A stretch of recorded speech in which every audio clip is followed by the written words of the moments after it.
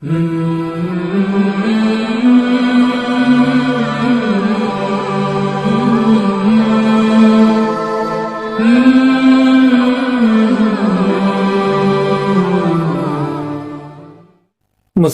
ذکر چینل کے ناظرین اور سامعین، السلام علیکم ورحمۃ اللہ تعالی وبرکاتہ۔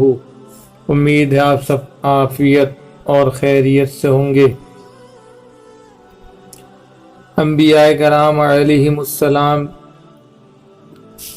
کے واقعات اور ان کے حالات قصص الانبیاء کی سیریز کے ساتھ حاضر خدمت ہیں۔ آج ہم اپنی پہلی قسط میں انسان اول حضرت آدم علیہ السلام کے بارے میں سماعت فرمائیں گے، تو آئے سنتے ہیں حضرت آدم علیہ السلام کی پیدائش سے لے کر ان کی پوری زندگی کے حالات اور واقعات۔ راویان معتبر سے روایت ہے کہ جب ارادہ الہی واسطے خلافت حضرت آدم علیہ السلام کے بموجب آیت کریمہ انی جاعل فی الارض خلیفہ اور ظہور ریاست بنی آدم کے متعلق ہوا، تب حضرت اسرائیل علیہ السلام کو حکم ہوا کہ ایک مٹھی خاک ہر قسم کی سرخ اور سفید اور سیاہ زمین سے لائیں۔ حضرت اسرائیل علیہ السلام کو جب حکم خداوندی ملا تو آپ ایک مٹھی خاک رنگا رنگ کی تمام روئے زمین سے جمع کر کے لائے اور باموجب حکم الہی درمیان مکہ اور طائف کے رکھی، اور اللہ تعالیٰ نے باران رحمت اس مٹی پر برسایا اور اپنی قدرت کاملہ سے حضرت آدم علیہ السلام کا پتلہ اس مٹی کے خمیر سے بنایا، اور 40 برس تک وہ قالب بے جان وہاں پڑا رہا۔ جب عنایت الہی نے چاہا کہ ستارہ اقبال حضرت آدم علیہ السلام کا روشن ہو اور مرتبہ شرافت بنی آدم کا تمام مخلوق پر ظاہر ہو، تو روح پاک کو حکم صادر ہوا کہ بدن آدم میں داخل ہو، لیکن روح لطیف نے کثیف جسم میں داخل ہونے سے انکار کیا۔ خطاب رب الارباب کا روح کو پہنچا، ادخل ایھا الروح فی ھذا الجسد، یعنی اے جان داخل اس بدن میں ہو۔ جب روح قالب میں حضرت آدم علیہ السلام کے سر مبارک کی طرف سے داخل ہوئی، جس جگہ روح پہنچتی تھی بدن خاکی جو مانند ٹھکری کے تھا گوشت اور پوشت سے بدلتا جاتا تھا۔ جب روح سینہ مبارک تک پہنچی تو حضرت آدم علیہ السلام نے ارادہ اٹھنے کا کیا تو وہیں زمین پر گر پڑے۔ اس واسطے حق تعالی نے قرآن شریف میں فرمایا کان الانسان عجولا، یعنی ہے انسان جلد باز، اور اسی حالت میں حضرت آدم علیہ السلام نے چھینک ماری اور الہام الہی سے کہا الحمدللہ۔ اس کریم اور رحیم نے اسی رحمت سے فرمایا یرحمک اللہ۔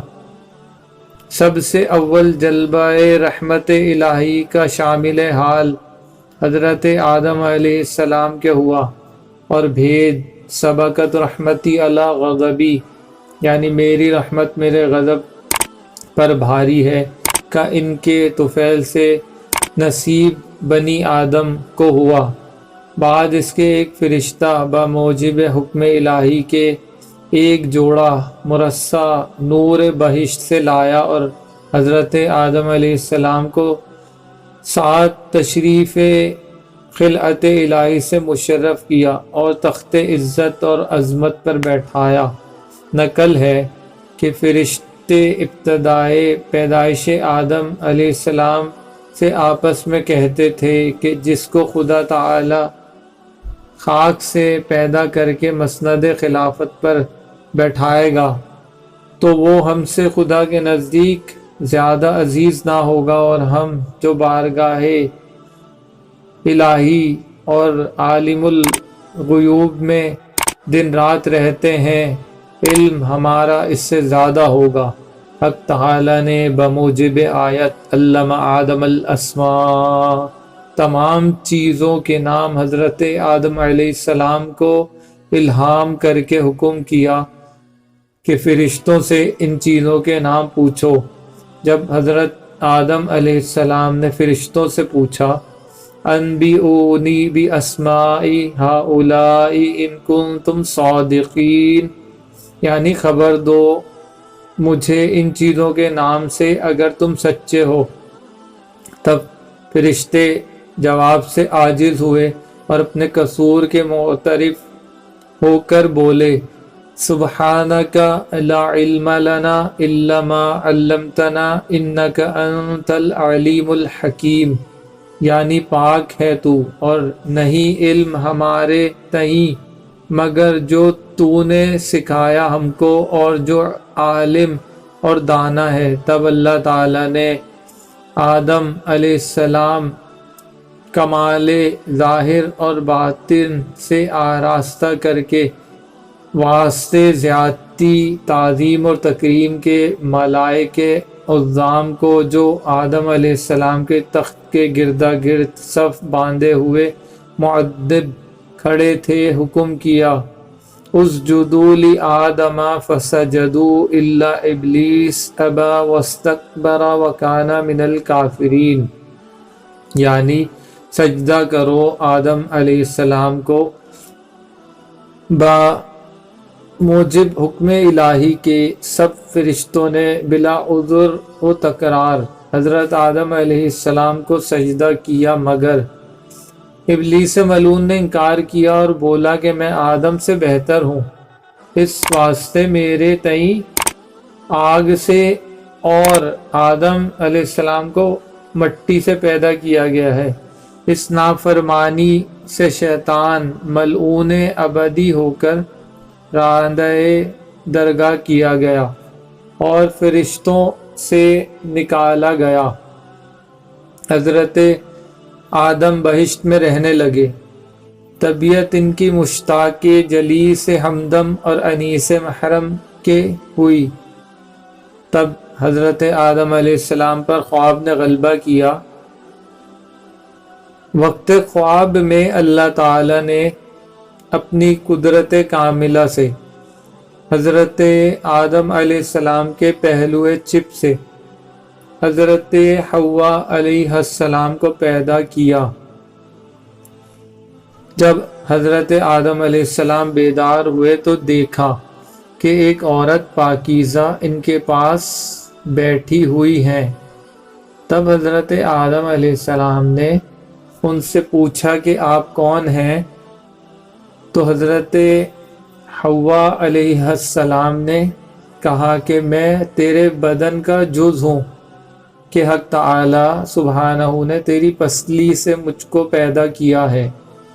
نقل ہے کہ حسن و جمال حضرت حوا علیہ السلام کا اس قدر تھا کہ تمام عالم کی خوبی 100 حصے تھی، اس سے 90 حصے حسن حضرت حوا علیہ السلام کو اور 10 حصے باقی علام یعنی تمام عالم کو عنایت فرمایا۔ تب حضرت آدم علیہ السلام سجدہ شکر بجا لائے۔ جناب الہی نے ان کا عقد روبروئے حاملان عرش و ساکنان سماوات کے باندھا اور دونوں کو حکم ہوا اے آدم علیہ السلام اور حوا علیہ السلام، تم دونوں اس بہشت میں رہو اور سب میوے اس بہشت کے کھاؤ، مگر اس درخت کے قریب مت جانا، یعنی گیہوں کے درخت میں سے کچھ مت کھانا۔ جب ابلیس لعین نے حضرت آدم علیہ السلام کو سجدہ نہ کیا اور راندہ درگاہ کیا گیا اور فرشتوں سے نکالا گیا، اس سبب سے آتش کینہ اور حسد اس کے باطن میں شعلے مارتی تھی، اور وہ ہمیشہ اس تدبیر میں رہتا تھا کہ کسی صورت سے بہشت میں بیٹھے اور آدم کو وہاں سے نکالے۔ پہلے تو طاؤس یعنی مور سے دوستی کی کہ میری دوستی کے حق تیرے اوپر ثابت ہیں، اور پہلے تم ایک مکان میں رہتے تھے۔ یہ التماس تجھ سے ہے کہ مجھ کو اپنے بازو پر بیٹھا کر بہشت میں پہنچا دے تاکہ میں اپنے دشمن سے بدلہ لے سکوں۔ مور نے اس بات سے انکار کیا اور کہا کہ یہ بات تو سانپ سے کہو۔ تب شیطان نے سانپ کے پاس گیا اور اپنے فریب کے منتر سے فریفتہ کیا۔ سانپ اس کو منہ میں لے کر بہشت میں لے گیا، اور نگہبان بہشت کو مطلع بغیر کیے سانپ کو بہشت میں داخل کروا دیا۔ پھر ابلیس حضرت آدم علیہ السلام اور حوا علیہ السلام کے پاس گیا اور رونا شروع کر دیا۔ حضرت آدم علیہ السلام اور اماں حوا علیہ السلام نے پوچھا کیوں روتا ہے، اور انہوں نے شیطان کو نہیں پہچانا۔ تب شیطان نے کہا کہ میں تم کو نصیحت کرتا ہوں، مجھ کو تمہارے حال پہ رونا آتا ہے، اور تم اس بہشت سے نکالے جاؤ گے اور یہ بہشت کی نعمتیں تم سے چھین لی جائیں گی، اور لذت حیات سے ذائقہ موت کا چکھو گے۔ ان دونوں کو اس بات کے سننے سے بہت غم ہوا، اور وہ دونوں بہت زیادہ غمزدہ ہوئے۔ تو ابلیس نے کہا اگر تم میرا کہنا مانو تو میں تم کو ایک درخت بتاؤں، اگر تھوڑا میوہ تم اس کا کھاؤ تو ہمیشہ زندہ رہو گے اور صورت موت کی ہرگز نہ دیکھو گے۔ حضرت آدم علیہ السلام نے پوچھا وہ کون سا درخت ہے؟ شیطان نے کہا وہی درخت ہے جس کے کھانے سے حق سبحانہ وتعالی نے منع کیا تھا۔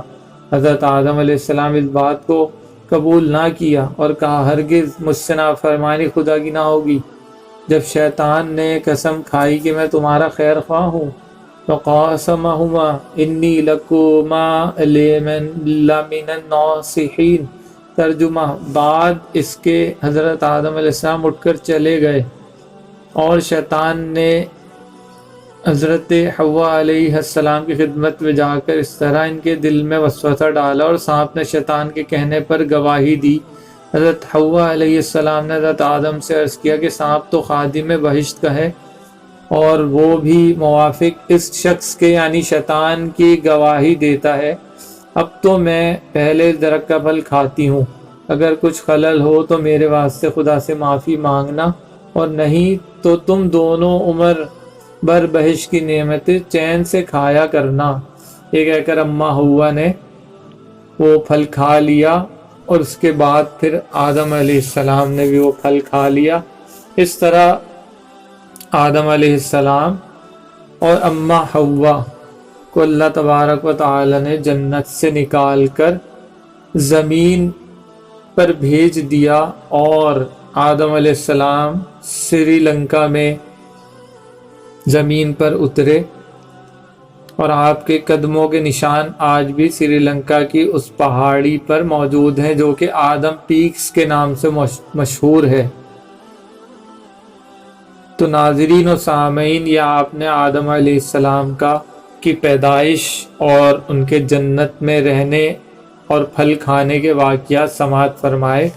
انشاءاللہ اگلی قسط میں ہم آدم علیہ السلام کی توبہ کرنا اور توبہ قبول ہونے کے بیان کو سماعت فرمائیں گے۔ امید ہے آپ لوگوں کو یہ تمام بیان اچھی طرح سمجھ آیا ہوگا۔ یہ ویڈیو شیئر کر کر آدم علیہ السلام کے اس واقعات کو دوسرے مسلمان بھائیوں اور بہن تک بھی پہنچائیں، تاکہ وہ بھی آدم علیہ السلام کے واقعات کو سن سکیں اور سمجھ سکیں، اور آپ کی آخرت کا سرمایہ بن سکے۔ دعاؤں میں یاد رکھیں۔ والسلام ورحمۃ اللہ تعالی وبرکاتہ۔